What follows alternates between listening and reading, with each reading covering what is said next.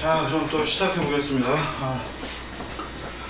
오늘 이 앞에다가 보통 PC를 놓고 인코딩을 하는데 PC를 노트북을 두고 와서 굉장히 번잡스럽게 하고 있네요.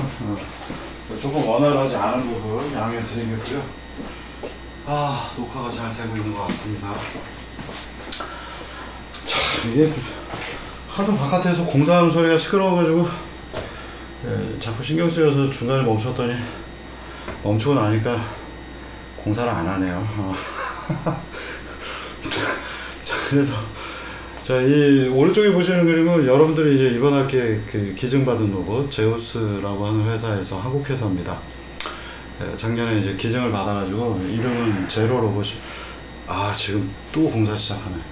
제로 로봇이라고 불리고 있고요. 그래서 이 로봇을 가지고 뭐 다른 3학년 자료에서도 만들어서 소개를 했었는데 자료가 잘 만들어진 데다가 여러분들은 이제 실험을 한번 할 계획이라 오늘 조금 이 부분 소개를 해드리도록 하겠습니다. 움직여야 되는 로봇이기 때문에. 자, 그래서 이 로봇을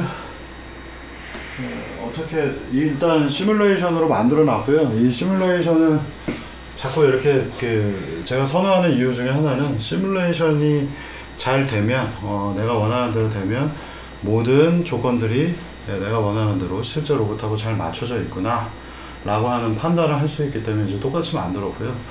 저희 제우스사의 제로 로봇을 가지고 뭐 움직여 보면서 포워드 키네마틱스 또 똑같이 구해봤습니다. 그래서 여러분들이 이제 이런 과정을 제가 소개를 하는 이유는 여러분들이 어떤 로봇이 있으면 그 로봇을 이와 같은 순서대로 포워드 키네마틱스 구하고 자코비안 구하고 제어단 관련해서 확인하고 그다음에 인버스가 가능하면 인버스 키네마틱스도 구하고 그게 안 되면 자코비안 인버스를 가지고 풀게 됩니다. 그래서 그런 어떤 과정이라고 하는 측면을 여러분들이 보시라고 이 자료를 소개를 해봤고요. 그래서 잘 아시는 것처럼 로봇 베이스 그리고 끝단 엔드 이펙터 이 부분으로 로봇은 구성되어 있고 이거를 시뮬레이션으로 지금 해놨습니다. 그래서 아마 이번 올해 버전의 루프 시스템을 다운로드 받으시면은 거기에 이제 똑같이 실려 있기 때문에 가지시고 테스트 한번 해보셔도 되겠고요.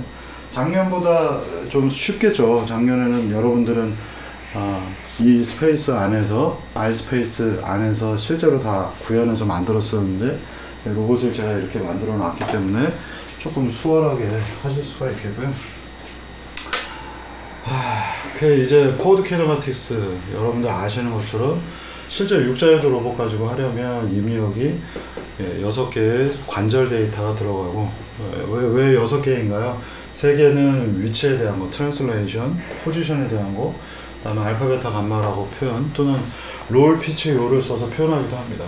얘는 각도에 해당하는 겁니다. 무슨 얘기냐면 여러분들 3자유도 로봇만 숙제를 대부분 3학년 때 내리는데 이 로봇이 이렇게 움직이고 웨이스트, 그 다음에 어깨, 엘보 이렇게 움직였는데 실제 로봇은 이 끝단에 여기까지만 하면 위치가 어느 공간이든 간에 이렇게 가능하잖아요. 그죠? 근데 물건을 잡기 위해서는 이렇게 접근한 다음에 이렇게 여기 컵이 있고요. 이게 로봇팔이 접근해서 이렇게 잡기 어렵잖아요. 그렇기 때문에 이렇게 꺾고 나면 오이씨 이렇게 못 잡으니까 드디어 이 부분에 무언가의 각도적인 표현들이 필요하겠죠. 그래서 이렇게 한 다음에 손가락으로 잡아야 되겠죠. 그래서 여기에 3개의 각도 파트가 추가됩니다. 그래서 그 3개의 각도가 여러분들 보고 계시는 방향으로 표현하면 이렇게 도는 것도 롤이라고 부르고 있고요. LOL 아니고요. 롤입니다. 이렇게 롤이라고 부르고 있고, 그 다음에 피치는 바로 이렇게 움직이는 거예요. 그래서 여러분들 노젓는 이렇게 노를 젓잖아요. 그 방향으로 움직이는 것들을 피치, 그 다음에 요트처럼 롤 피치 요에 롤은 이렇게 도는 거, 피치는 위아래로 이렇게 움직이는 거, 그 다음에 요는 이 녀석이 이렇게 움직이는 겁니다. 그래서 요트 생각하시면 돼요. 요트의 방향이 바뀌는 거. 그래서 이 끝단이 이 3가지를 다 갖고 있어요. 그래서 지금 보시면 제 손목에서 보시면 롤, 피치, 그 다음에 요가 가능하죠. 그죠? 롤, 피치, 위아래, 그 다음에 요잉, 좌우. 그래서 이 피치하고 요를 합쳐갖고 펜틸트라고 부르기도 합니다. 그래서 패닝을 요라고 부르고 틸트를 피치라고 부르기도 합니다. 그래서 뭐 드론 같은 장비들 또는 이렇게 움직이는 카메라들 보시면은 펜 틸트가 있는데 패닝이 요에 해당하고 피치가 틸팅에 해당하겠습니다. 그래서 이 6개의 조인트 베어리어블을 집어넣고서 포워드 키네마틱스를 불면 이 X, Y, Z, 알파, 베타, 감마에서 역시 또 6개의 출력이 나옵니다. 이게 굉장히 복잡하기 때문에 여러분들은 그 작년에 이미 이 수업을 배웠기 때문에 여기서는 제가 따로 소개는 안 하고 어떻게 유도했다만 간략하게 얘기 드리겠습니다. 그래서 작년에 했던 룰하고 똑같습니다. 새로운 무빙 코디네이트는 오른쪽에서 왼쪽으로 곱해야 되니까 0H1, 1H2, 2H3, 3H4, 4H5, 5H6를 다 구해가지고 좌표계를 여러분들이 원하는 위치에다 갖다 놓고 회전도 뭐 일부 시키고요. 그리고 나서 심벌릭 연산으로 풀게 되면 최종 꼬리 목표점이 나타나는 거고요. 그래서 이거는 이해하시기 편하라고 시뮬레이션 됐기 때문에 조인트 1이 움직이면 허리 방향, 이게 실제 로봇하고 똑같이 생겼어요 지금. 그래서 조인트 1을 움직이면 저쪽 방향으로 움직이는 거고요. 다음 조인트 2를 움직이면 어깨 파트, 바로 이 부분이죠. 이 부분이 이렇게 꺾이는 겁니다. 그래서 이해하시기 편한 그림으로 동영상 이렇게 만들었고요. 다음 J3 조인트 3는 엘보우 파트, 가운데가 여기 요 팔목 팔꿈치죠. 이 부분 엘보우가 움직이는 거고요. 다음에 이제 헷갈리는 롤 피치 요는 이 로봇에서는 어떻게 되는지 보십시다. 이게 4번, 5번, 6번이고요. 4번 보시면 4번은 롤에 해당합니다. 그래서 이게 이렇게 이게 왜 안 움직이고 있냐. 예, 이제 움직이네요. 화면에서 보시면 이렇게 움직이고 있죠. 그래서 롤이 되겠고요. 그 다음에 5번은 피치에 해당합니다. 그래서 손목이 위아래로 움직이는 이런 영상으로 이제 움직입니다. 여기에 관절이 돌아가면 이쪽에 붙어 있는 게, 요 팔이 지금 이렇게 꺾였어요. 다시 올라갈 거고요. 되죠? 보이시죠? 그 다음에 마지막 요가 있어야 되는데, 요가 좀 달라요. 그래서 이쪽에 한 관절, 그 다음에 이쪽에 한 관절, 그리고 또 여기 하나가 더 붙어 있습니다. 그래서 요 두 가지를 무언가 로테이션이 꺾어져 있는 것들이 3번이 결합되면 롤 피치 요의 효과가 나오기 때문에 마지막은 요렇게 요를 움직이지 않고 이렇게 또 움직입니다. 그래서 요 끝단이 지금 보시면은 롤 피치까지 되고, 일반적인 아까 제가 설명드린 요하고 다르게 요 위에서 얘가 회전을 해요. 그다음에 이쪽 회전, 그 다음 여기에 있는 회전 3가지를 합치게 되면 역시 또 마찬가지로 롤 피치 요의 형태로 표현을 할 수 있기 때문에 이런 식으로 움직이고 있습니다. 왜 이게 가능하냐면은 이 길이들이 옵셋들이 있기 때문에 롤 피치 요의 효과를 똑같이 특정한 각도들의 조합으로 하나, 둘, 3개를 합치면 롤 피치 요와 같은 효과들을 만들어냅니다. 자, 그러면 이제 뭐 관심이 있으신 분은 이것도 같이 코드가 올라가 있기 때문에 스마트 팩토리에서 쓰이고 있는 지금 현재 자료입니다. 그래서 01, 02 받으셔서 이렇게 동작시켜 보시면은 무브라는 명령 써보시면은 이 로봇을 미리 한번 돌려보실 수가 있겠고요. 지금 이제 뭐 어쨌든 원격 강의이다 보니까 로봇을 직접 못 돌리니까 이 무브 명령 쓰셔가지고 제가 P 컨트롤만 붙여놨습니다. 그래서 그럴듯하게 움직이게 보실 수 있겠고요. 자, 그래서 아시는 것처럼 이제 호모제니어스 트랜스폼을 어떻게 배치하는가, 그리고 마지막에 심볼릭 연산으로 어떻게 대처하는가에 따라서 이와 같이 이제 결과물들이 나옵니다. 그래서 0H1, 1H2, 2H3 쭉 가서 5H6까지 세보면은 총 15개의 행렬들이 그러니까 왜냐하면은 여기 맨 처음에 베이스가 있고 이렇게 계속 바뀌면서 6번 변화가 돼야 될 거 아니에요. 그래서 좌표를 집어넣어서 실제 사이즈, 로봇 사이즈에 맞춰서 풀게 되면 0H6는 총 15개의 호모제니어스 트랜스폼을 구하는 것이고요. 지금 이거를 이제 시뮬레이션 토대로 해서 제가 확인을 봤고요. 그래서 호모제니어스 트랜스폼의 결과물을 이제 여기 곧 나오겠습니다. 이대로 동작하시면 되겠고, 그래서 로봇을 약간 옆쪽으로 옮겨놨고요. 이쪽에 가상 로봇이 있고 이 좌표에 호모지니어스 트랜스폼 7개를 지금부터 배치를 하겠습니다. 그래서 FK 명령을 쓰시면 저는 이와 같이 배치를 하고요. 이렇게 배치된 것의 움직임과 여기에 있는 버추얼 로봇의 움직임이 동일한가 한번 확인을 해봤습니다. 그래서 양쪽 다 여기 있는 왼쪽 로봇과 오른쪽 로봇 두 가지에다가 데이터를 똑같은 각도를 넣고 똑같이 움직이는가 한번 확인해 보겠고요. 그래서 지금 보시면 30도 움직임, 이쪽은 호모제니스 트랜스폼 쪽에 30도를 처음에 움직여 봤고요. 그 다음에 이쪽 로봇도 30도 움직여서 보니까 얼핏 보기에 똑같죠. 네? 그래서 몇 가지 데이터들 투입해서 실제로 내가 잡은 좌표계하고 동일하게 실제로 이 가상 로봇과 호모지니스 트랜스폼한 결과가 같은가 확인을 해봤습니다. 그래서 뭐 지금까지 보면 거의 유사한 것 같습니다. 그래서 이 동영상을 보시면 이제 다양한 각도들에 대입을 해서 양쪽 로봇들이 여기는 이게 여러분들이 이제 이것도 그래픽이고 이것도 그래픽이니까 아이씨 똑같은 거 아니야 이라고 생각하시는데 좀 다르고요. 여기는 이미 제가 만든 3ds 포맷을 가지고 하기 때문에 이쪽하고 방법론이 다릅니다. 그래서 여기 가상 로봇 만든 것하고 이쪽에 있는 로봇이 실제 동일한 컨셉에서 움직이는가 10도, 20도, 30도, 50도, 60도에서 지금 로봇 비트로 가고요. 그래서 호모지니어스 트랜스폼 쪽에 10도, 20도, 30도, 40도, 60도 넣고 두 가지를 비교해 보면 동일하구나 라는 결론을 얻었습니다. 이게 이제 그 호모지니어스 트랜스폼의 배치입니다. 그래서 오른쪽 그림들이 여러분들 아시는 것처럼 RGB, XYZ 코디네이트들이 이와 같이 성립이 되어 있는 것들을 보실 수 있겠고요. 그 다음에는 이제 작년에 배웠던 굉장히 오랫동안 얘기를 드렸던 심벌릭 연산을 하게 됩니다. 그래서 심벌릭 연산의 결과물이 여기 매트랩으로 짧게 표현해 놨습니다. 매트랩 테스트 2라고 하는 예제에 있고요.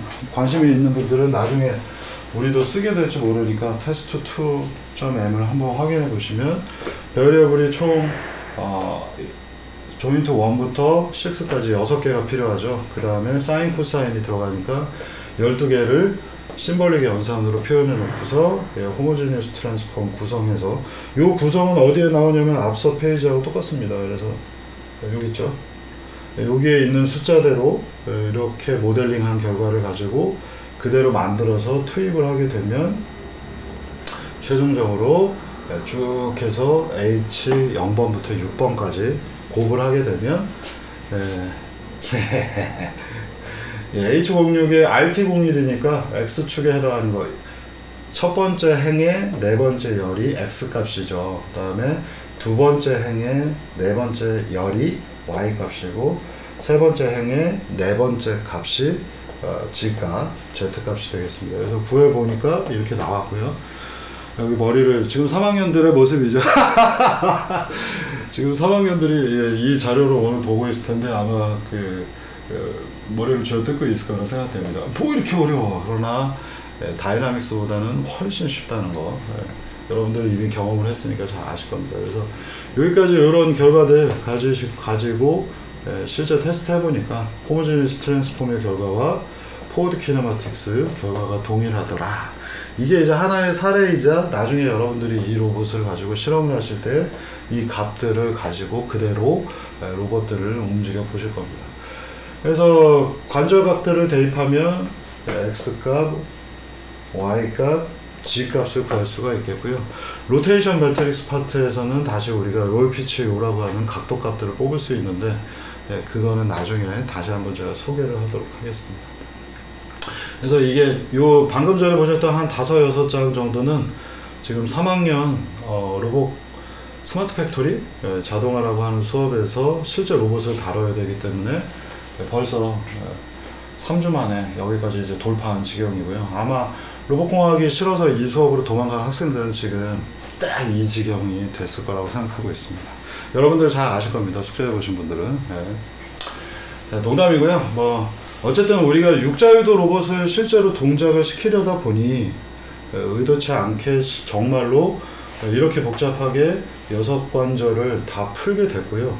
로봇공학에서는 보통 3자유도급으로만 제가 얘기를 드렸는데 실제 로봇 구동해야 되다 보니까 어쩔 수 없이 이 식을 유도를 한 거고, 학부 과정에서는 보통 이 육자유도급의 유도는 잘 안 합니다만 어쩔 수 없어요. 그래서 로봇이 들어왔으니까 육자유도 배워야 되겠죠. 그래서 육자유도급 연산에 대해서 한 사례로서 제가 얘기 드렸습니다. 그래서 이 과정, 이걸 유도하는 과정은 테스트 2라고 하는 파일 안에 잘 녹아 들어가 있습니다. 그래서 관심이 있으신 분은 앞서서 제가 좌표계 잡은 얘가 어디 갔어? 동영상 없어졌다. 어디 갔냐? 요 동영상의 마지막에 보시면은 나오잖아요. 그래서 지금 이렇게 좌표계들을 잡아놨기 때문에 이렇게 어떻게 쫓아갔는지 과정을 매트랩 테스트 2 예제랑 비교하셔서 확인하셔도 되겠고요. 이 로봇이 실제로 나중에 저희가 움직여야 되기 때문에 여러분들도 미리 한 번쯤은 알아두시면 좋겠습니다. 근데 4학년 수업에서는 제가 이거를 또 유도를 시키거나 그러지는 않습니다. 그냥 제가 친절하게 이 값들 드리고서 뭔가 실험을 하는 형태를 하겠습니다. 하지만 3학년은 이제 좀 힘들겠죠. 자, 그러면 이제 이어서 왜 포워드 키네마틱스, 실제 로봇이 있으면 우리가 포워드 키네마틱스를 구해야 되고요. 포워드 키네마틱스, 방금 전에 제가 육자유도 구하는 거 보여드렸고, 그 다음에는 이 포워드 키네마틱스를 알게 되면 우리가 토탈 딜리버티브 미분을 해서 자코비안 매트릭스를 구합니다. 그럼 이 자코비안 매트릭스라는 것이 과연 무엇에 쓰이는가를 지금부터 다뤄보도록 하겠고요. 제가 부제로 이미 답에 해당하는 얘기를 여기 적어놨습니다. 그래서 포워드 키네마틱스를 구하면 자코비안 매트릭스를 구할 수가 있는데 미분만 하면 되니까.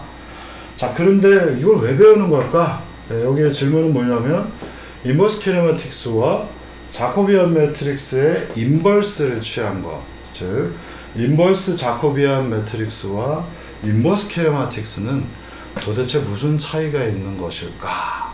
라고 하는 질문을 던진 겁니다. 그래서 여러분들이 포워드 키네마틱스와 자코비안 매트릭스를 토대로 해서 제어를 할 건데, 그 과정에서 인버스 키네마틱스하고 인버스 자코비안 매트릭스의 두 개의 유사성과 차이점들을 한 번씩 다뤄보도록 하겠습니다.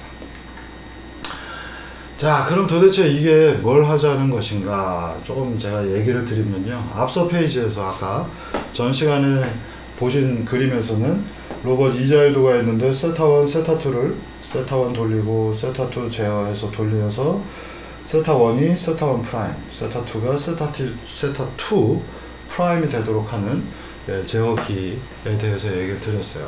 그럼 이제 이 로봇은 어떻게 하겠다는 얘기냐면, 내가 여기에 있는 관절을 비틀어서 이 끝단이 어디론가 가게 하겠다는 얘기죠. 지금 제 팔이 똑같은 경우라면 얘를 요만큼 도달했더니 여기에 도달했잖아요. 그런데 실제 공간 안에서 우리가 로봇을 움직이다 보면 물체 같은 걸 잡기 위해서 제 로봇 팔이 여기에 갔으면 좋겠어요. 그럼 여기 가려면 세타1은 얼마고 세타2는 얼마인가를 알아야 되겠죠. 그죠? 요 끝단은 지금 이 방법론은 목표로 하는 관절 값을 입력을 하면 최종적으로 관절 값이 이 두 가지 값에 접근을 하는 겁니다. 근데 그게 내가 원하는 XY에 가 있는 거는 아닌 거죠. 네?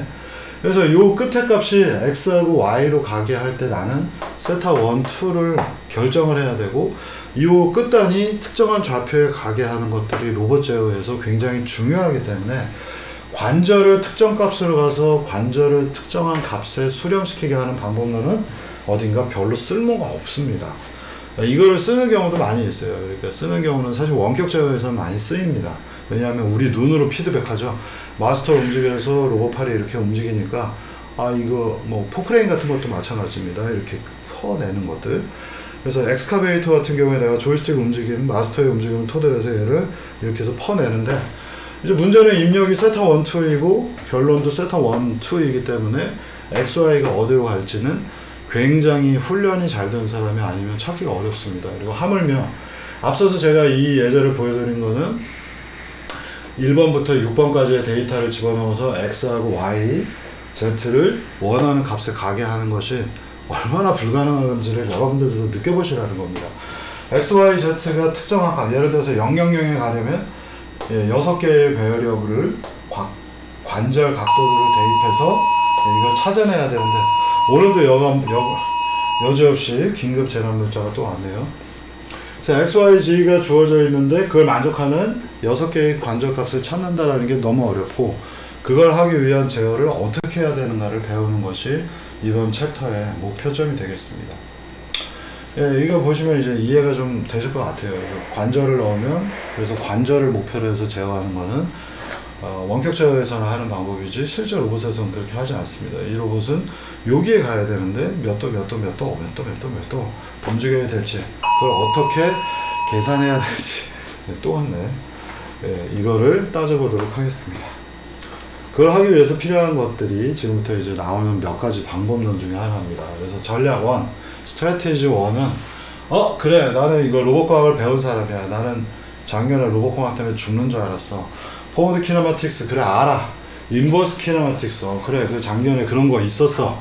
그래서 그걸 잘 활용을 하면 되지 않을까? 그리고 내가 배운 지식 여태까지 보면 포워드 키네마틱스, 인버스 키네마틱스, 그리고 오늘 자코비아는 푸는 건 배웠지만 어떻게 쓰는지 모르겠는데 이 세 가지를 잘 조합을 하면 답이 나오겠군 이라고 생각할 수 있겠습니다. 그래서 첫 번째 전략은 포워드 키네마틱스하고 인버스 키네마틱스 이 두 가지만 써서 제어를 해보는 방법입니다. 자, 보시면은 여기 이제 로봇이 있고요. 현재 각도가 세타1, 2 되어 있는데, 여기에 있는 끝 지점이 XY에서 X', Y''으로 가고 싶어요. 그러면 여러분들 아마 방금 전 제가 설명한 거 듣고 로봇공학을 충실히 하신 학생들은 이해가 되셨을 텐데, 여기에서 여기 가야 돼. 그러면 인버스 키네마틱스를 써서 X', Y''에 가게 하는 세타1', 세타2'을 구하면 되지. 인버스 키네마틱스를 쓰는 경우입니다. 자, 그래서 이걸 구상을 해보면요, 우리가 목표로 하는 값이 X', Y''이 들어왔어요. 그러면 그걸 먼저 인버스 키네마틱스를 써서 세타1', 세타2'을 구하게 되면 이제 방금 전에 썼던 앞 페이지에서 나왔던 조인트 컨트롤이라고 불러요. 그러니까 각도가 들어가면 각도를 목표로 하게 제어하는 방법. 조인트 컨트롤을 해서 이 부분을 인버스 키네마틱스 플러스 조인트 컨트롤 하면 원하는 목표를 만들 수 있겠구나. 그죠? X', Y''에 가야 되면 거기에 해당하는 각도를 구해서 그 각도로 움직이도록 로봇을 제어를 하면 최종적인 골이 세타1, 세타2가 되기 때문에 마지막 요 결과물에 요 마지막 결과물에다가 포워드 키네마틱스를 붙여놓으면 X', Y''을 구할 수가 있겠죠. 그래서 목표로 하는 값이 들어오면 관절을 먼저 구해서 관절 단위의 제어를 하게 되면 그 관절이 목표로 하는 X', Y' 근처에 있는 세타1', 세타2'이 될 테니 우리는 목표를 완성했다. 이런 방식으로 접근하는 것이 바로 방금 전에 설명을 드린 스트래티지 1입니다. 그리고 인버스 키네마틱스를 써서 하는 기법이에요. 자, 그래서 우리는 여기서부터 각도를 어떻게 변화시켜서 요 끝단이 어떻게 변할지를 모르기 때문에 컨트롤러 파트는 X, Y에 대한 것들은 모르겠다라는 얘기고요. 인버스 키네마틱스를 그냥 써서 목표로 하는 관절각을 구하면 제어기는 관절에 대해서만 제어를 해서 최종적인 목표에 도달하는 방법. 이게 첫 번째 전략입니다. 여기에는 이제 문제점이 몇 가지가 있죠. 첫 번째 문제점은 뭐냐면 여기가 현재 XY 좌표이고요. 이게 여기까지 이동을 하고 싶은데 우리는 목표로 하는 값만 알고 있죠. 관절값만 알고 있죠. 이 녀석이 여기까지 가야 되는데 관절각이 그냥 인버스 키네마틱스로 결정이 됐기 때문에 슈 이렇게 해서 갈 수도 있겠죠. 그죠? 여기에 있는 녀석이 좌표로 요 옆으로 이동하라고 했는데 이렇게 움직일 수도 있겠죠. 이거 어딘가 좀 이상하지 않나요? 조금 과장되긴 했습니다만 여기에서 바로 옆으로 한 칸 가라고 X', Y''은 앞으로 1cm 가라고 했는데 거기에 해당하는 조인트 각을 구했더니 얘가 딴 데 이렇게 가다가 그쪽으로 갈 수도 있겠죠. 극단적으로 이런 경우가 가능한 방법론이 바로 이 스트래티지 1입니다. 그래서 목표로 하는 XY 값이 들어왔을 때 목표로 하는 관절 각도를 계산을 하기 때문에 중간 과정은 여기에서 여기까지 가는데 엉망진창이 될 수도 있고요. 조금 싫죠. 네. 그래서 이거 보시면 여기 제가 써놓은 것처럼 이거 뭐 가끔씩 보면 이거 별로 좋지 않은 움직임을 보일 때가 많습니다. 그래서 로봇이 여기 있고 인버스 키네마틱스로 각도만 가게 되면 여기서 바로 이렇게 갔으면 좋겠는데 이 로봇이 이런 식으로 가는 거예요. 그래서 보기 좋지 않고 뭔가 보기 좋지 않다라는 거는 에너지 차원에서 효율적이지도 않고 움직임이 부드럽지도 않을 겁니다. 그래서 아주 극단적으로 얘기하자면 약간은 정말 조금 뻥이 많이 있습니다만 여기서부터 여기까지 이렇게 하고 용접을 하거나 색깔을 칠하고 싶습니다. 제 팔이 로봇이고 이 끝단에 있는 거를 이렇게 움직여서 글자를 쓰고 싶은데 여기서부터 여기까지 가야 되는데 예를 들면 세모죠. 이렇게 세모를 그리고 싶은데 이 세모를 구하기 위해서 이때 해당하는 XY 값 11, 그 다음에 XY 값 2, XY 3가 있어서 이때 해당하는 값을 여기서 한번 구하고 요때 해당하는 값을 여기서 구하고 요때 해당하는 값을 여기서 구하면 실제 로봇팔이 움직이는데 여기까지 잘 갔어요. 여기서부터 여기까지 가는 이렇게 일직선으로 갔으면 좋겠는데 이 과정은 나는 여기에 대한 관자각밖에 모르니까 이렇게 갈 수도 있겠죠. 좀 거짓말이 심합니다만 그 다음에 여기까지 가려면 관자각만 알고 있기 때문에 이렇게 움직일 수 있겠죠. 직선 그리는 게 불가능하다는 얘기예요. 그 다음에 여기서 여기까지 가야 되는데 관절각 때문에 하다가 이렇게 갈 수도 있겠죠. 극단적으로 이런 일이 벌어지는 분야가 바로 이 스트래티지 1에 해당하는 부분입니다. 아, 그러면 이거 이렇게 하면 안 되겠구나. 이게 되게 좋은 방법이라고 생각했는데 조금 다른 대안들이 필요하겠구나 해서 두 번째 전략은 인버스 키네마틱스를 쓰긴 쓸 건데 야씨 나는 라인을 그리는 게 목표였어. 나는 드로잉 스트레이트 라인을 그리는 게 목표였어. 어떻게 야씨 로봇팔이 했는데 세모를 그리라고 했더니 여기다가 갑자기 이렇게 해갖고 빵 하고 찍고 이렇게 해서 빵 하고 찍고 이거 말이 안 되잖아요.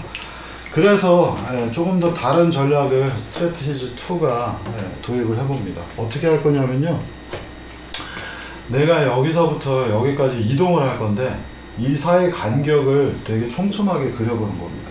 여기서부터 여기까지 갈 건데 일단 여기서 요만큼 가고요, 여기서 요만큼 가고 여기서 요만큼 되게 짧게 여기에 해당하는 XY가 있을 거 아니에요. 여기가 X2, X1 지점이면 뭔가 여기 X를 구하면 이 X는 인버스 키네마틱스의 도움으로 세타를 구할 수가 있겠죠. 네? 여기 XI라고 붙이겠습니다. 그러면 로봇이 여기다 여기로 가고 여기다 여기로 가고 여기다 이렇게 가면 그래도 딴 데 갔다 오더라도요 뭔가 아까보다는 좀 더 나은 직선 비스무리한 게 얻어지기 시작을 하죠. 자, 그러면 이게 뭔가를 진짜 좀 생각을 해보시겠습니다. 자, 여기서부터 여기까지 이렇게 쭉 그림을 그리고 싶고 나는 이 간격을 X 공간이기 때문에 요만큼의 간격을 dx라고 하겠습니다.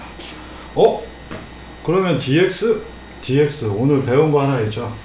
dx는 자코비안 d 세타이기 때문에 나는 지금 dx를 알고 있죠. 여기서 요만큼, 여기서 요만큼. 이걸 제가 벡터로 표현해 놨는데 실제 라인을 그린다고 하면 이 부분을 확대해서 보시면은 이게 dx, 이게 dy가 되겠죠. 이걸 합쳐서 우리가 dx, dy는 벡터로 표현해서 dx다라고 표현을 한 거고요. dx는 자코비안 d세타니까 나는 요만큼 요만큼의 값을 알고 있어요. 이 값을 알고 있을 때 우리는 자코비안 매트릭스를 구할 수만 있다면 d세타를 구할 수가 있겠죠. 그래서 여기서부터 여기까지 이동을 해야 되는데 여기에 굉장히 조그만 요만큼의 공간을 띄워서 보면 이걸 우리가 크게 그려놔서 dx, dy가 되겠고 dx를 알게 되면 자코비안 d세타가 되니 d세타는 얼마? 자코비안은 행렬이잖아요. 자코비안 인버스 dx라고 하면 수식이 만들어지겠죠. 자, 이게 이제 바로 여러분들이 자코비안을 실제 제어에서 쓰게 되는 이유 중에 하나가 되겠습니다. 여기 너무 칠판에 대충 써놨기 때문에 여기 있는 강의자를 보시면요, xt, 우리가 이거 시간축에 대해서 여기서부터 여기까지 움직이면 시간축으로 정리를 한 거고요. 그래서 요 전부터 요 전까지 이동을 해야 되니 요 구간을 되게 촘촘히 잘게 쪼개겠다는 얘기고요. 그래서 여기서부터 여기까지의 사이를 우리가 에러라고 정의를 하게 되면 이 에러를 되게 촘촘하게 요만큼씩 가야겠다 라고 해서 여기에 더 정확하게는 여기에 D라고 써주는 게 낫겠네요. 에러는 X하고 X 프라임과 X의 차이이니 에러를 미분해서 요 값을 미분해서 DE는 DX가 되겠고 DX는 자코비안 D세타가 되니 우리는 자코비안을 안다면 DX는 이미 알고 있으니까 요렇게 무슨 얘기냐면요. 여기서부터 여기까지 가는데 예를 들면 이게 10이고 20이라면 요걸 촘촘히 잡아서 요 공간을 1대2의 비율로 그대로 가는 거죠. 요 공간은 0.1, 요 공간은 0.2 네, 이렇게 잡은 겁니다. 그러면 dx dy니까 여긴 0.1, 여긴 0.2 그리고 자코비안 d세타 이렇게 표현할 수가 있겠죠. 그럼 자코비안만 구한다면 우리는 d세타를 구할 수가 있기 때문에 각각의 각도는 이만큼을 d세타만큼을 추가한 값만큼으로 제어를 해보려고 하는 기법. 이게 이제 스트래티지 2가 되겠습니다. 자, 그래서 앞서서의 예제가 이렇게 해서 찍어야 되는데 요 공간을 되게 촘촘히 잡은 거고요. 여기서 요만큼 움직이는 거를 우리가 dx고 여기에다가 자코비안 인버스를 구하면 d세타가 얻어지니 현재의 목표값 세타 1, 세타 디자이어드 1은 현재의 세타 값에다가 플러스 델타 세타 1만큼을 더해주고 이거를 추정하게 컨트롤러가 쫓아가게 한다면 이렇게 움직이면서 로봇이 진행할 수 있더라. 그리고 이게 여러분들이 실제 로봇을 제어하는 데 있어서 각도를 이렇게 움직이는 거가 아니라 어떤 뭔가를 그리고자 할 때 이런 종류의 기법론들이 필요하게 됩니다. 그래서 우리는 자코비안 매트릭스라고 하는 거를 굉장히 중요하게 다루는 것이고요. 제어 쪽, 로봇 쪽 제어에서는 이 자코비안 매트릭스는 중요도가 매우 높습니다. 그래서 여러분들이 꼭 아셔야 되고요. 이거 왜 동작을 안 하냐? 아, 됐네요. 자, 그래서 이거를 플로우 차트로 다이어그램으로 그려보시면은 이와 같이 조금 복잡하게 나타납니다. 그래서 이거를 좀 이제 설명을 해드리겠고요.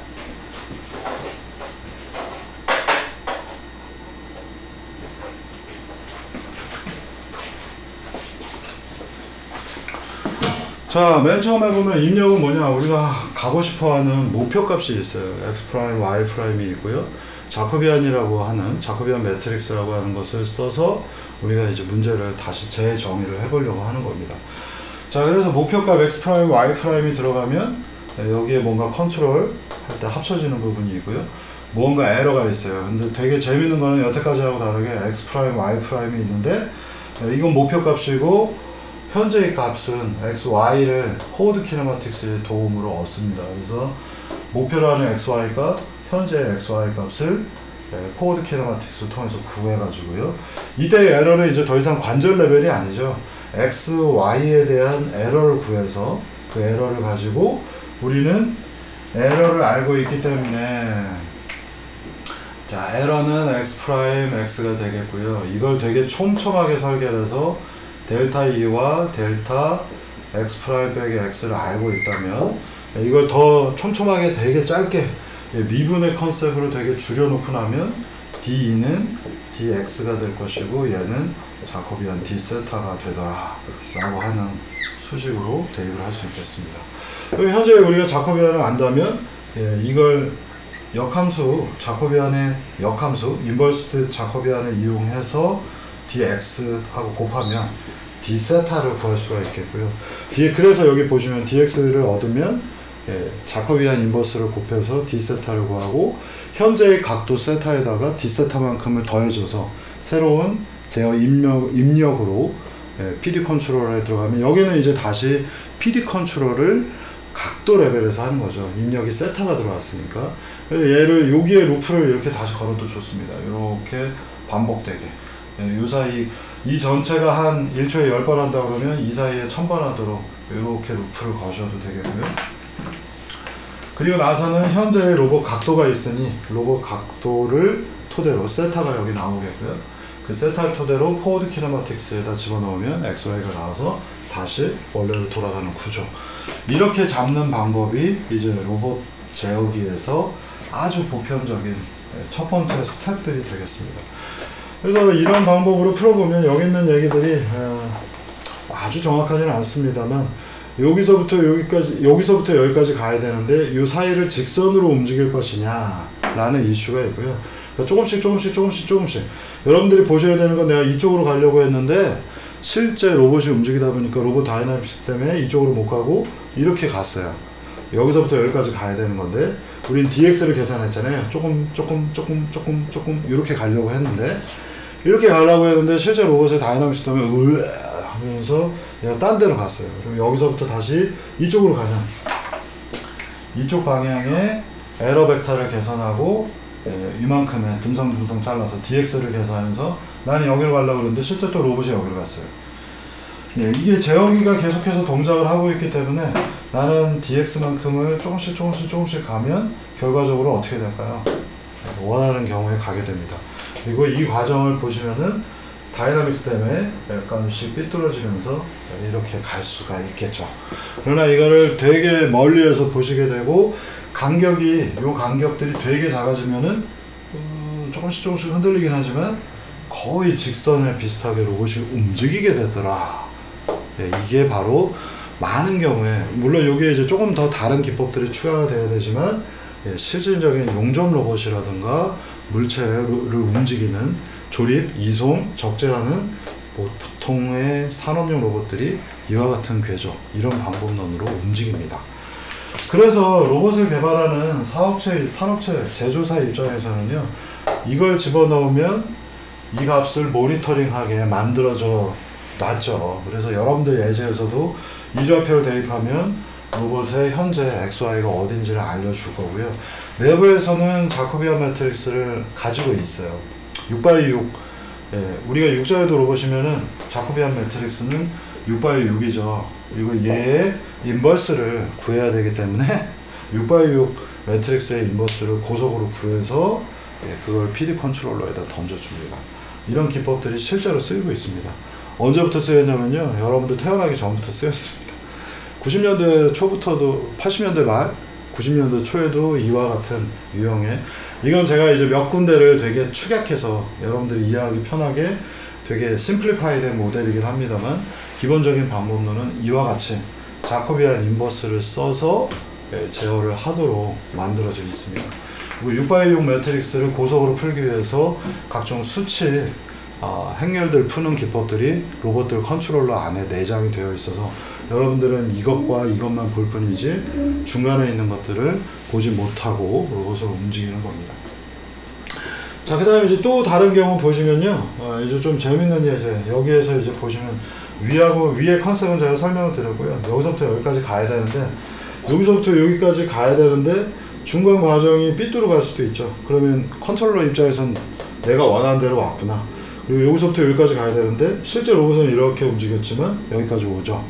그래서 이렇게 라인이 그려진 거 보시면 얘의 경우에는 삐딱삐딱 해서 이렇게 간 거고요. 얘의 경우에는 실제로 보면 컨트롤러 입장에서는 이렇게 가고 있다고 생각하지만 로봇의 실제 궤적은 이렇게 물결을 치면서 움직이죠. 그래서 되게 거시적인, 멀리서 보면 로봇이 이제 흔들리면서 이렇게 직선을 그리는 거고, 위아래 진폭이 되게 작게 만들어야 굉장히 움직임이 좋은 로봇이구나 라는 것들 여러분들이 직관적으로 아실 수 있을 겁니다.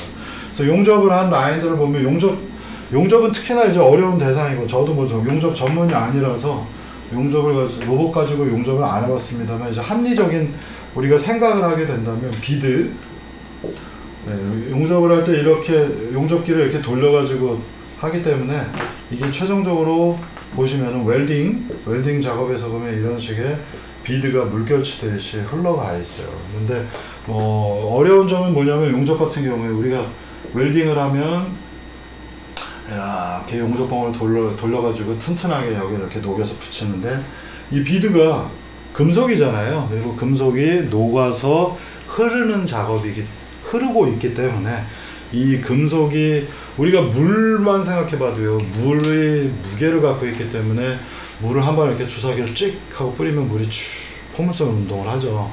근데 여기에 있는 용접하는 대상, 용접봉으로 녹인 비드라고 불리는 이 비드의 아니 비드가 이게 아닌가? 잘못 썼습니다. 이건 비딩이네. 비드죠. 이 비드의 경우에는 이 자체가 질량을 가지고 있고 그 다음에 댐핑이 굉장히 높은 녀석이에요. 그래서 얘들이 지 마음대로 휙 하고 휘저으면 얘들이 천천히 움직이는 용융되어 있는 용암 같은 존재가 되겠죠. 그리고 금속이기 때문에 또 좀 무겁습니까? 그래서 이 비드가 흘러내리기도 합니다. 그래서 이런 것들은 용접 로봇에서 일자로 정확하게 하기 어려운 요소 중에 하나입니다. 제가 아는 데까지는 여기고 저는 뭐 용접 로봇 관련해서는 저는 아는 게 하나도 없습니다. 네, 제가 아는 지식들은 여기까지 알고 있습니다. 자, 그러면 이제 스트래티지 3번입니다. 되게 유사합니다만 여러분들이 여기에 한 가지 이슈를 더 생각을 해보는 겁니다. 기본적으로 내가 인버스 관련된 기법이 쓰인다는 걸 여러분들이 이제 감으로 잡으셨죠. 앞서서 보시면 스트래티지 1에서는 여기 뭐가 이렇게 애니메이션이 많길래 걸려있죠? 네. 인버스 키네마틱스를 써서 XY를 원하는 각도로 바꾸는 인버스 기법이 들어가기도 하고요. 다음은 스트래티지 2에서는 아이고 미안합니다. DX가 있으면 자코비안 인버스를 써서 D세타를 구하여서 로봇을 움직이기도 합니다. 그래서 이 무언가 우리는 관절 공간 안에서 뭔가 다루는 게 3학년 때까지 익숙해 있다면 입력이 XY, 출력이 XY이기 때문에 인버스를 하는 기법들이 계속해서 필요하구나. 이거 뭔가 다 인버스가 필요한 거네. 인버스가 되게 중요한 거였네. 라는 생각이 들으실 거고요. 자코비안을 좋아하지 않는 경우에 우리는 세 번째 방법도 가능합니다. 그러니까 자코비안 매트릭스가 6x6짜리가 필요하고 난 구하기가 어려워서 나는 인버스 자코비안 대신에 인버스 키네마틱스를 써보겠다 하면 역시 이것도 비슷한 컨셉이 가능하죠. 목표값이 x 프라임이 들어갔고 출력값이 x가 된다면요, 나는 이 부분을 여기서부터 쫀쫀쫀쫀쫀 가는 거기 때문에 아이씨 뭐 나는 자코비안 안 쓸래. 요 사이 각도를 요 사이의 값을 dx라고 정의하는 대신에 여기서 xy에서 조금만 간 거, 여기서 조금만 간 거, 요때에 해당하는 걸 그냥 인버스 키네마틱스를 구해서 세타를 구하면 되잖아요. 이렇게 생각할 수도 있죠. 네? 여기서부터 이렇게 가야 되는데 요 구간이니까 여기서 요만큼 가는 걸 델타 x를 구해서 자코비안 인버스를 해서 d 세타를 구할 수도 있겠습니다만, 요만큼 가고 요만큼 가는 거 요때의 값을 그냥 인버스 키네마틱스를 쓰면 세타가 또 나오겠죠.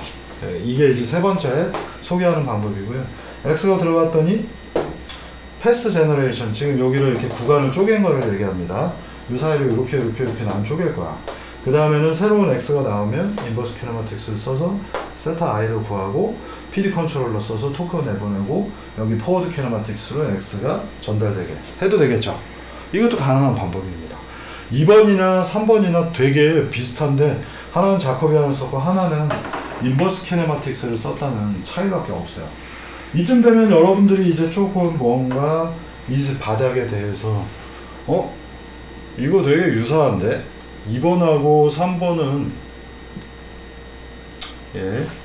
여기 있는 2번의 방법과 3번의 방법이 하나는 자코비안 인버스를 썼고 하나는 인버스 키네마틱스를 썼는데 이거 왠지 좀 비슷한데? 이런 생각이 드셔야 되는 거고요. 이 생각이 안 들면 강의자를 다시 처음부터 한번 보시기 바랍니다. 이게 가능한 이유에 대해서 이제 얘기를 드릴 거고요. 스트래티지 2, 스트래티지 3, 이 2번과 3번 방법은 사실상은 미분이라고 하는 영역 안에서는 우리가 미분을 쓰고 있잖아요. 되게 조금이라는 제가 표현을 썼는데 굉장히 작은 인피니테시멀리 스몰한 아주 작은 무한히 작은 영역에서는 두 가지 방법은 똑같던 얘기를 하고 싶은 겁니다. 자, 이게 위에 있는 게 스트래티지 2고 밑에 있는 게 스트래티지 3고요. 얘의 경우에는 자코비안 인버스를 쓰기 때문에 dx를 구한 다음에 걔를 자코비안 인버스로 d세타를 구해서 세타 디자이어드 값을 새로 만들죠. 현재의 세타 값에다가 방금 전에 구한 d세타를 더해서 요 값을 PD 컨트롤러가 쫓아 들어가게 제어를 하는 방법이에요. 그래서 보시면 위아래 방법은 이렇게 이 구성 입력과 출력은 완전히 똑같아요. 다 똑같은데 요 구간만 달라져 있죠. 스트래티지 3에서는 내가 x가 조금씩 늘어나는 거죠. x가 얼마만큼 늘어나냐면 dx만큼 늘어나는데 dx를 그냥 쓰는 대신에 나는 dx가 더해져 있는 x, 즉 현재의 x 값에다가 dx를 더한 것이 새로운 x 값이 되겠죠. 이 dx를 그냥 쓰면 자코비안 인버스를 d세타를 구해야 되는 거고요. dx를 그냥 쓰게 되면 새로운 x를 구해서 거기에 대한 인버스 키네마틱스를 구하면 새로운 세타가 나오죠. 그죠? 그래서 우리는 이 과정을 조금 더 일목요연하게 생각한다면, 어허라, 여기에 들어가는 입력은 뭐냐면 x 플러스 dx가 들어가면 1번의 경우에는 dx는 자코비안 인버스를 써서 d세타는 자코비안 인버스 dx를 구해서 최종적으로 세타는 세타 플러스 d세타를 통해서 제어하는 방법이 1번이 되겠고요. 2번의 경우에는 이미 x 플러스 dx를 알고 있죠. 이 값이 x 프라임이고 얘를 토대로 인버스 키네마틱스에다 넣어주면은 얘는 세타가 나오겠고요. 이걸 제어해서 목표 값은 이 녀석하고 여기 있는 세타와 세타 플러스 d세타가 똑같고, 입력으로 들어가 있는 이 요소는 x 플러스 dx인 이것과 똑같다는 얘기고요. 여기는 세타 플러스 d세타를 하게 되면 이 값과 이 값이 똑같은 얘기입니다. 자, 이게 인버스 키네마틱스의 정체이자 자코비안이 중요한 이유 중에 하나가 되겠습니다. 그래서 여러분들이 제어라고 하는 것들을 보시면은 인버스 키네마틱스, 포워드 키네마틱스는 여기 있는 거고요. 우리가 필요한 거는 세타가 중요하기 때문에 각도를 몇 도로 해야 되는지 모르는데, 무언가 dx를 계산해서 x 플러스 dx를 하고, 그 다음에 dx는 자코비안을 토대로 해서 d세타를 구하면 세타 플러스 d세타를 해서 제어기에다 넣는 거. 그 다음에 여기는 그냥 x가 있는데 인버스 키네마틱스 쓰고 세타를 해서 PD 컨트롤에다 넣는 거. 더하기 dx, 더하기 d세타라는 컨셉만 빼고는 2번과 3번은 똑같은 방법이라는 얘기입니다. 네, 여기서부터 보고 이렇게 잘라서 보면 이 바깥쪽에서 있는 거, 요쪽, 여기 똑같고 여기 똑같기 때문에 우리는 자코비안 인버스를 쓰게 되면 인버스 키네마틱스를 수치적으로 숫자로서 추정할 수 있다라는 결론을 얻게 되는 겁니다. 이게 되게 중요한 역할 중에 하나입니다. 그리고 여러분들이 잘 생각해 보시면 x 포워드 키네마틱스 세타가 들어간 거고요. 그리고 인버스 키네마틱스는 세타를 구하는 거죠. 여기엔 x가 들어가야 됩니다. 근데 얘를 미분하니까 dx는 자코비안 d세타가 나온 거고요. 이걸 뒤집으면 d세타는 자코비안 인버스의 dx가 되겠죠. 자, 그러면 이렇게 두 개 나눠서 여러분들이 관찰해 보시면 이해하기가 편하겠죠. 아, 여기는 입력이 세타가 들어가면 x가 나오는 거고, 여기는 x가 들어가면 세타가 나오는 거고, 여기는 인버스 키네마틱스하고 포워드 키네마틱스하고 자코비안은 미분 한번 했을 차이밖에 없고요. 인버스 키네마틱스하고 자코비안 인버스는 똑같이 인버스죠. 그래서 어감이 똑같죠. 요 인버스라는 표현이 있고, 그래서 이때 이런 식으로 x가 들어가면 세타가 나오는 거를 인버스 키네마틱스라고 부르고 있는 겁니다. 그래서 여러분들이 이게 포워드 키네마틱스 미분하면 자코비안이고, 인버스 키네마틱스는 그 미분되어 있는 자코비안의 인버스이기 때문에 인버스 키네마틱스와 인버스 자코비안은 거의 미분 레벨에서는 동등한 결과를 만들 수 있는 녀석이 되겠습니다. 자, 그래서 여러분들이 이 스트래티지 2하고 3를 이렇게 비교를 한번 해보신 거고요. 이 과정을 통해서 여러분들은 인버스 키네마틱스하고 자코비안 인버스가 제어 레벨에서 봤을 때는, 제어는 되게 작은 공간만큼을 추정하는 거잖아요. 조금. 그래서 작은 공간 안에서는 이 두 가지 방법은 동일하게 쓰일 수 있다는 걸 아실 수 있어요. 그러면 이게 왜 중요할까요? 여러분들이 앞서서 보신 것처럼 자코비안 매트릭스는 무언가에 사인, 코사인의 덩어리들이 이렇게 들어가 있어요. 그죠? 여기에다가 우리는 현재의 각도 세타1하고 세타2를 알게 되면 숫자를 대입하면 자코비안 매트릭스가 0.1, 0.3, 1.2, 마이너스 3.1 이런 식의 숫자를 나오죠. 숫자로 나온 거는 인버스 구하기가 쉽죠. 그죠? 그래서 이 숫자를 토대로 해서 우리는 J 인버스를 구하기가 쉽습니다. 자, 그런데 이제 잘 생각해 보시면 여러분들 밑에 있는 그 자코비안 인버스는 자코비안이 숫자로 되어 있기 때문에 숫자로 되어 있는 행렬이기 때문에 인버스를 아주 쉽게 구할 수 있어요. 물론 6x6 되면 구하기 복잡합니다만 그래도 숫자니까 구하기 쉽죠. 여러분들 2차원만 돼도 역행렬 쉽게 구하잖아요. 인버스 키네마틱스는 어떻게 구해야 돼요? 인버스 키네마틱스 오늘 앞부분에서 제가 잠깐 자료를 넣은 것처럼 2차원 인버스 키네마틱스만 하더라도 빨리 나와라.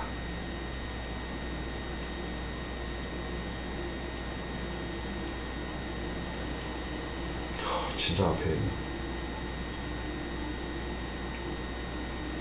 여기 있죠. 2차원인데도 불구하고 이렇게 많은 연산을 두 페이지에 걸쳐서 해야 인버스 키네마틱스를 구할 수 있습니다. 인버스 키네마틱스를 구하기가 어려운 시스템에는 어떻게 적용을 해야 될까요? 우리가 스트래티지 1은 개념적으로 무조건 인버스 키네마틱스가 있어야지만 우리가 풀 수 있잖아요. 근데 인버스 키네마틱스를 구하기가 어렵습니다. 2자유도는 그래도 답이 있고 3자유도도 답이 있는데 4자유도, 5자유도, 6자유도 올라가면 올라갈수록 점점점 복잡해지고요. 특히나 로봇 쪽에 옵셋이 삐딱하게 있는 경우에 풀기 거의 불가능해집니다. 그래서 인버스 키네마틱스는 일명 어널리티컬 솔루션, 손으로 풀어서 나올 수 있는 게 가능한 게 있고 불가능한 게 있어요. 그래서 불가능하게 되면 어떻게 될까요? 네, 마지막 비교한 차트 보시면은 인버스 키네마틱스를 내가 구할 수가 없어요. 보니까 너무 복잡해서. 그리고 실제로 복잡한 것 뿐만 아니라 덜 복잡해도 아예 수학적으로 구하기 어려운 경우도 있습니다. 예를 들면 3자유도 로봇팔만 해도 푸마 타입이 아니고 이렇게 트위스트 앵글이라 불리는 로봇 관절이 이렇게 비틀려져 있으면은 인버스 키네마틱스 못 구합니다. 인버스 키네마틱스 못 구하면 그럼 제어를 못 한다는 얘기냐? 스트래티지 1에서는 제어를 할 수가 없죠. 어디 갔어? 아, 이게 이렇게 움직이느라 오래 걸리는구나. 스트래티지 1에서는 인버스 키네마틱스가 반드시 있어야 되기 때문에 이걸 풀 수가 없겠죠. 스트래티지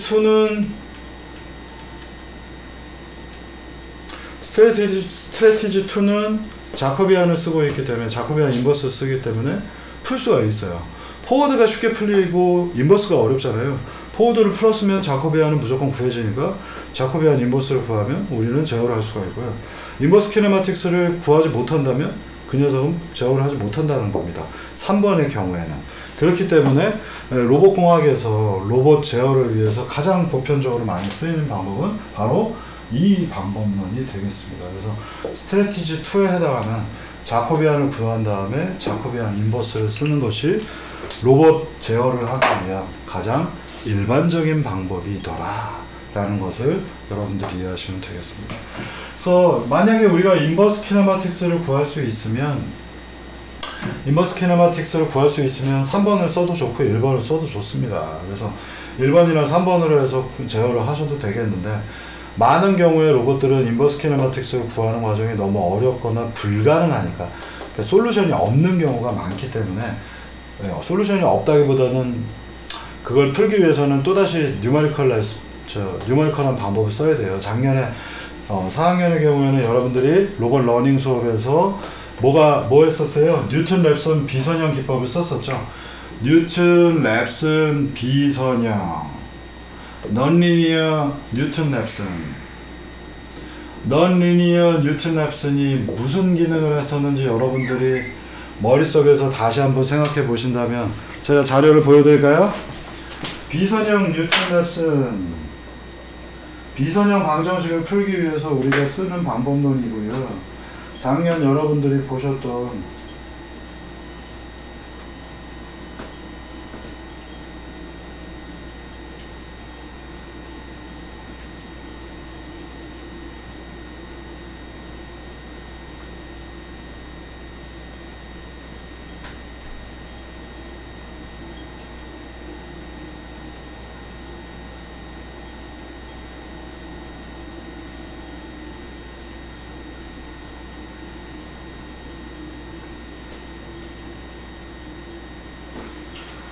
작년에 보셨던 그걸 한번 다시 한번 상기해 보시면 좋을 것 같습니다. 어떤 종류의 함수가 있는데 그 함수를 비선형 방정식을 풀기 위해서 우리가 뭘 썼냐면은 여기에 미분한 것들이 하나가 들어갔고 이게 이제 뉴턴-랩슨에서 쓰이는 방법이고요. 뉴턴-랩슨처럼 스칼라가일 때는 나누기로 할 수 있지만 행렬인 경우에는 얘가 무언가의 인버스가 들어갔죠. 그리고 도대체 df 인버스의 정체는 뭐였을까요? 여기 나왔네요. 자코비안 매트릭스 같은 겁니다. 여기서도 마찬가지로 공간 데이터가 XY인데 그게 결과가 나타나는 경우 우리는 뭔가 공간이 다른 공간으로 바뀌고 그걸 미분한 영역을 자코비안 매트릭스라고 합니다. 그래서 자코비안 매트릭스의 인버스를 쓰는 것을 여러분들이 비선형 뉴턴-랩슨 예제에서 배웠던 거고요. 그래서 이러한 문제가 있을 때 이거를 fx는 0, gxy는 0 이 문제를 풀기 위해서는 어차피 편미분을 한 자코비안 덩어리가 등장을 해야 되고요.